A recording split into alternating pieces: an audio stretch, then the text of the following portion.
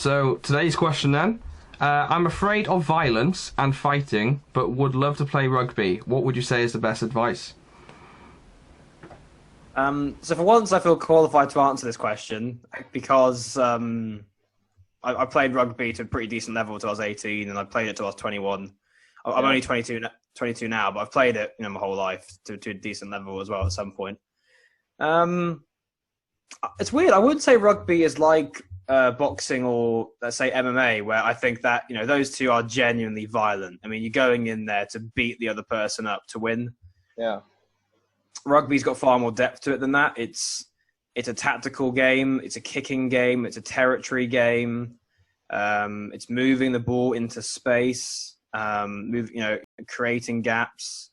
But with strength and conditioning and sports science, the way it's going, everyone's getting bigger, everyone's getting stronger, everyone's getting faster. Because anyone can go to the gym now. And sort themselves out compared to 30, 40, 50 years ago where it just wasn't part of the culture. So I would say, it's a great game. If you play for the love of the game, you wouldn't really be thinking about how violent it is. I guess if you get a normal person off the street who doesn't know anything about rugby and they see a game, and just see people smashing into each other, rugby is probably the most physical sport going, an aggressive sport, probably after boxing and MMA, I'd say. Yeah. Because let's be honest now, I'm not a big man. I'm 5'7" or something, and I get a big 6'5" man running at me as hard as he can off a line out. I'm going to get absolutely trampled. He's literally going to run over the top of me and potentially stamp on my face and on my chest, and then run over me, and I've got to try and stop him. That is brutal. That is brutal. But it's you could also smash him back really hard. You could also tackle him really hard, and they are. We don't want the game is physically brutal at times, and that's what makes it great. But you definitely don't want to remove it. And I think we're seeing new laws now, spear tackles are illegal because we don't want kids on a Sunday breaking their neck at 14 years old. Yeah. So what I'll say to this guy is the game is getting safer, but people are getting bigger and hit harder. So I'd recommend probably going to the gym, build a bit more confidence in yourself, maybe, and how strong you are. Yeah. But also just play the game and just go. I'm not joking. There's, I've experienced a lot of places in my life, and I'm not sure any are more welcoming than a rugby club, really. Yes, they've got negatives too, culturally, which, to do with drinking and all this other sort of stuff. Well, I like a beer, but I like drinking. But in the sense of, you always get the, what do you call them, Andrew? What happens when initiations? You get initiations, but when all said and done, it's a good laugh, and it's it's nice being part of something. So I would recommend just going there. Don't overthink it too much, and just try and enjoy it, honestly. But it's not. I understand why you're asking it, because it looks pretty violent, and it can be. Especially at lower levels, professional, they get away with it. Professional, there's no punching anymore or stamping, really. Or I guess if there is, they're banned for 10 weeks because they're on TV. But the lower levels that I imagine you're going to be playing at, mate, this stuff still goes on. I've got a girl I had on my podcast, Jess Hayden. She got happened to her. She literally got dragged out of a mall and punched in the face repetitively. The referee didn't see it. And she couldn't. I don't think she could walk. She had she didn't have brain damage. She had nerve damage or something. She can walk for a bit. I know this is going to terrify you, but I'm saying this goes on. This is women's rugby as well. This is women's rugby. Crazy. He's asking for advice and you're just putting him on. No, I'm being honest with it. I'm being honest in the sense that this happens. This happens. I mean that's not my experience really, of playing men's rugby and club rugby. But you'll enjoy it, you'll have fun. But it's a contact sport and things can happen. But if your technique's good, you'll be all right most of the time. Just don't do what people can do and chucking their head in front of people's knees repetitively. That's a bad idea.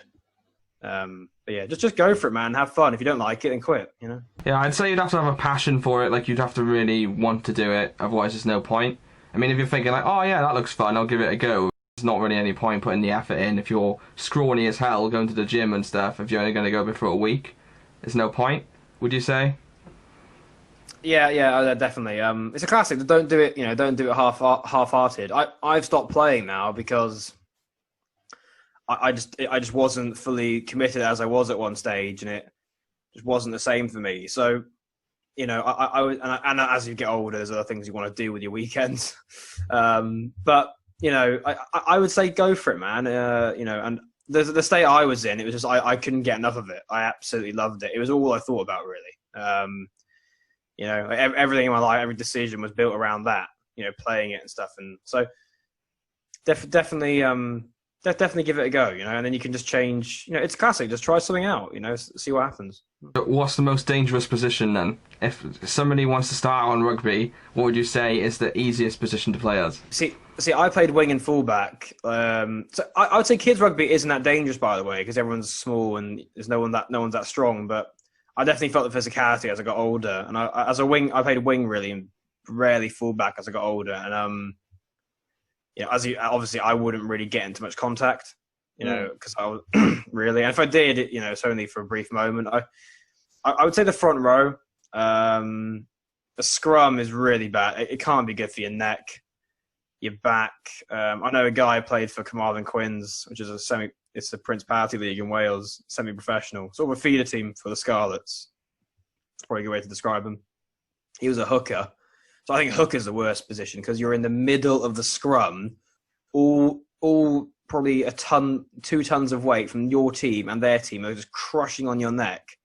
And this guy I know he'd have an entire operation on his jaw and his neck, and he was in those big cages, around his mouth, keeping his mouth open. Yeah. Walking around. He's walking around with one of those for a few months. All right.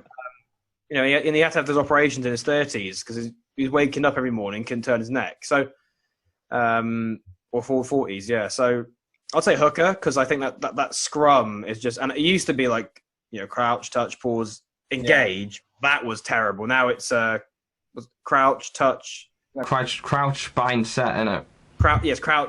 Yes, it's crouch, and then they bind, and then set, and it's like it's nowhere near as bad because it used to just be clash, and that is so bad for your necks with all that weight on. So it's still bad now, but it's more like the set now. And then they go, and then they push.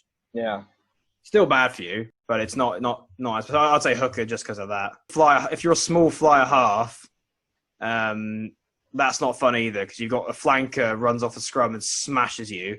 Yeah. And you get a big centre running down your channel who literally wants to trample over you. So that's not fun either. Okay. Right, I was going to say, would you say sevens then best way to go if you're trying to start out and you don't know whether it's for you or not? Probably go sevens. I mean, I'd say it's just a simplified version of 15s, isn't it?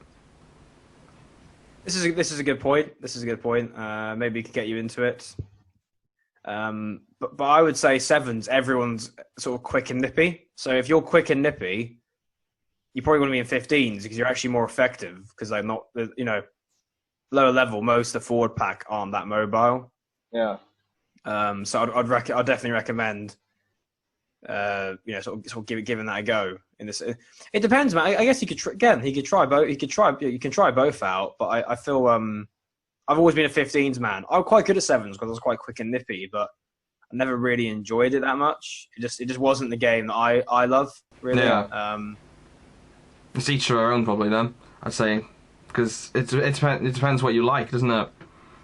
I think so because if you look at me, I'm probably more of a sevens player, build wise and everything. But I just didn't enjoy it as much as 15s because even though I'm a small guy, I'd love the physicality of 15s, and you got these like basically 2 walls of teams just colliding, trying to make the game line. That's one of my favorite parts of rugby. Okay, so answer to the question then, just go for it, but you have to be committed, and probably easiest position to go for. What would you say? So, because easiest. It depends on your build, mate. I don't know how big you are and stuff, but wing is pretty easy, if I'm honest. Like, like anyone can jump like that. Like in school, there's a reason why they get all the best players filled into all the other positions and then chuck someone on the wing because just stay there and don't get into too much trouble. But obviously, if you've got a good wing, they can be a massive asset because they can be a try machine, gassing people on the wing. creating serious space and getting over the gain line and getting your team points. So a good winger can be a massive asset. I would say if you're joining the game, it depends on your assets, man. If you're a big guy, prop, and it's not really by scrummaging might be easy, but you could do that. And then I think wing if you're a smaller guy. I think, and then just 'cause fly a half is very technical. You've got to be a great passer, a great kicker. Yeah. And a good tackler really as well. Same as scrum half, really. Then, isn't it? Yeah, exactly. And scrum half's probably even more technical in the sense that the kicking from the base of the ruck and the passing from the base of the ruck is a totally different skill compared to doing it out of hand. Yeah. You're passing off the deck and kicking off the deck is a totally different skill. So yeah, that's my advice. Yeah. So I'd probably say agree with you, winger, best way, because you're just waiting on the wing for the pass and you can just run. So, would you say? Yeah. Yeah. Right. Yeah. So hopefully we answered your question, and we'll see you in another episode. Peace out, guys.